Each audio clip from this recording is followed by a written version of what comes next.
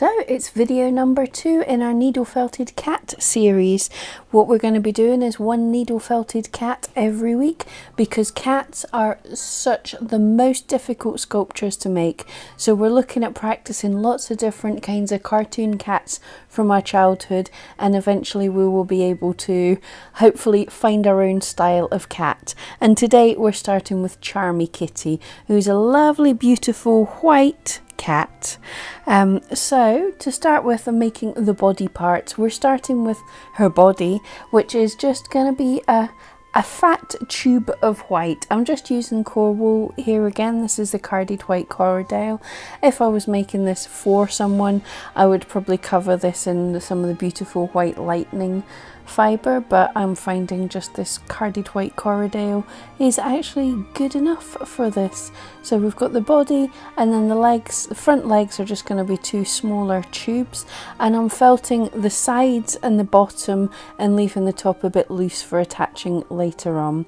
And like all of these, I make the basic shapes. I make a whole bunch of basic shapes and then sit in front of the telly. Here's just a close-up of me how I'm making the bottoms of the feet.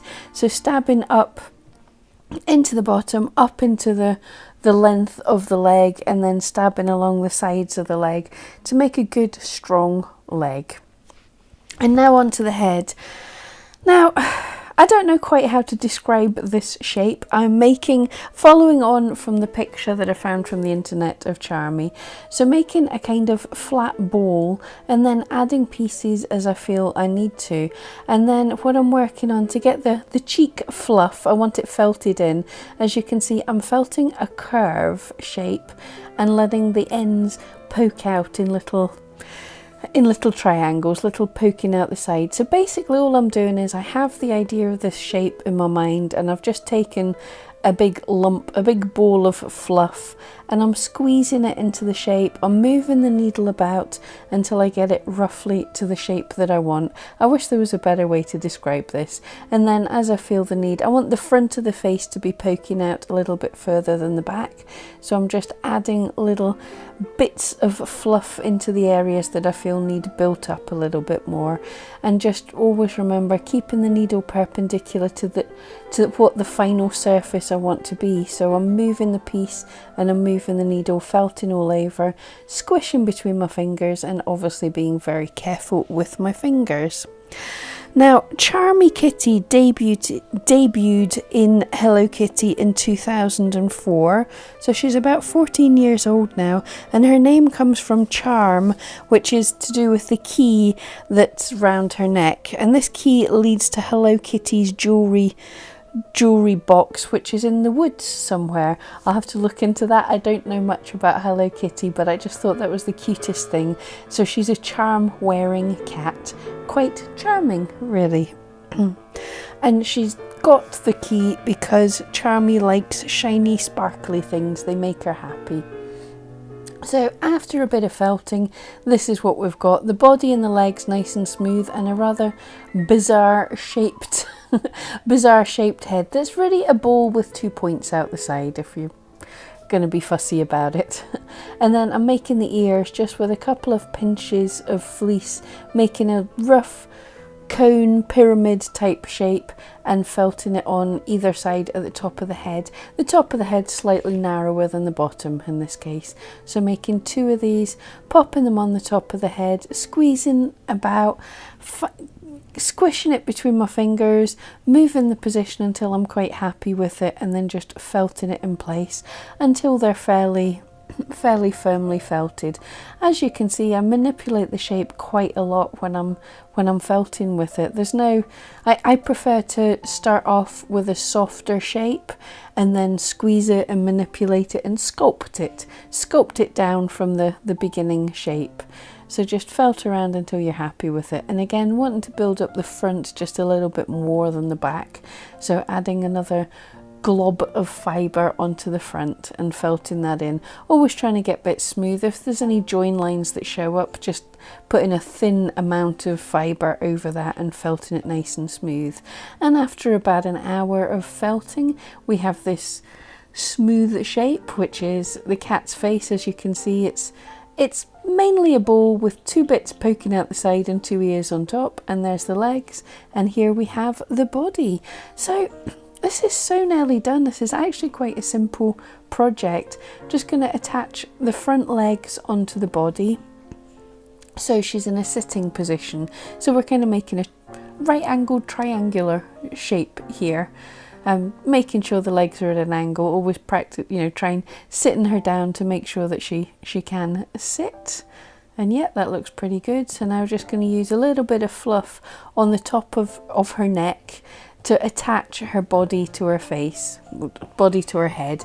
The firmer you make these pieces, the more difficult it's going to be to felt them together unless you use a little bit of fluff like this. So I'm taking the fluff, felting the fluff into the body, felting the fluff into the head, and then felting through the head and into the body, but keeping moving so that there's no holes or dents in any one place, just felting all over. It takes a bit of practice to get a smooth join between these two things, but it's well worth practicing.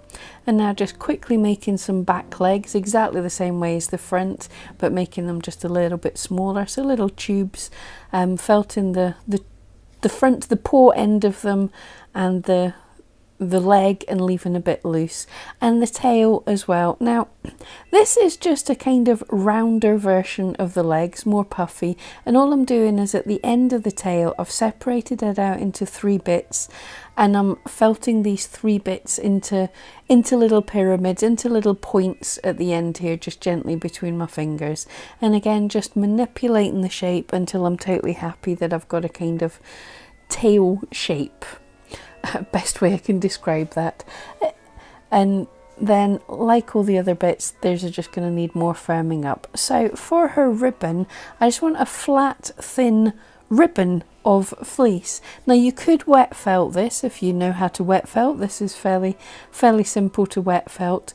I prefer felting between my fingers like this to felting on a cushion, because then you would be felting down through the fleece and loose fibres would start sticking out the back, and you've got to keep on turning it over. But this way I'm carefully felting between my fingers, which means I can really work on the thickness of the piece, and the fibres are being dragged from the edge into the centre rather than out of the piece. So I've made this the length I think I'm going to want it. I've felted in the bottom to little points to make it look like a ribbon, and to make it be a ribbon I just fold it back on itself like this, so we've got a loop on top and the 2 edges poking out the side, and just felt that together. I've made a tiny pink strip to hold it all together, so wrap that round, hold it nice and tight, and felt it in place. Some more Charmy facts. So Charmy was a birthday present for Hello Kitty's unofficial birthday. Hello Kitty doesn't have a real birthday, so it's considered to be Halloween, which I think is pretty cool and in fitting with this. Charmy's best friend is Sugar the hamster, and she has a young sister called Honey Cute. So cute little family there. Right, and now we're just putting together the last pieces of Charmy. So her legs going on, and the reason I put these on last is so I can get the right angle. Once the front legs and the body are in place, just pop the legs on and make sure they're at the right angle. Felt them in nice and firm, and there's the tail going onto the bum of Charmy. Again, if you need to, small pinches of fluff to help smooth out the join and help that join a little bit better. So just wrap round that join and then carefully felt it in place, holding it between my fingers so it's in the position I want it to be, and felting it till I'm happy with the level of smoothness. Again, with the back legs, I don't mind if there's a bit of a seam, you can see a bit of a join, because that's what the back legs are going to look like. But with the tail I wanted it to be more smooth. And then felting the ribbon on, felting the most through the little knot, the little tie in the ribbon, and then manipulating the ends so they look a little more ribbony, so just felting in the places they're going to attach to her head. And now she has a yellow nose, so I can use this vile yellow colour that I've spoke about so many times that I don't like. And all her facial features are fairly low down on her face, just following on from the picture that I borrowed from the internet.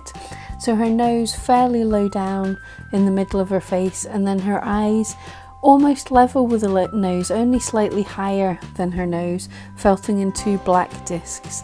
And then we're just going to add a little white for the glints in her eyes, and a little tiny bit of white on her nose as well, just to give it a little more of a reflective surface that gives the eyes and the nose, it gives them the feel that they're 3D and the feel that they're reflective. So I just take a tiny bit of this white, roll it into a ball, and then roll it backwards and forwards between my fingers to get a slightly more oval seed shape, and pop that onto the eyes. I always tend to, when looking at a picture, I would put the white glint on the top left side. So for the creature, that's the top right hand side. Don't know why, my light source always comes from that direction. It's just a habit I've got into. So that's where I always put my light source. So just gently poking that into the areas on the eyes and the nose, just to give that a little glint of life. Now, there was no point me showing you how to make the little charm, the little key. This is just made out of a little bit of grey fibre, and literally all you could see was my fingers and me stabbing between them. But it's a disc shape, a tube and a rectangle, and I just felted them together to make a key. And there she is. That's Charmy, and that's cat number 2. So don't forget to come back next week for more cats. And thank you so much for joining me. Let me know what your favourite cartoon cats are, and I'll see you next week.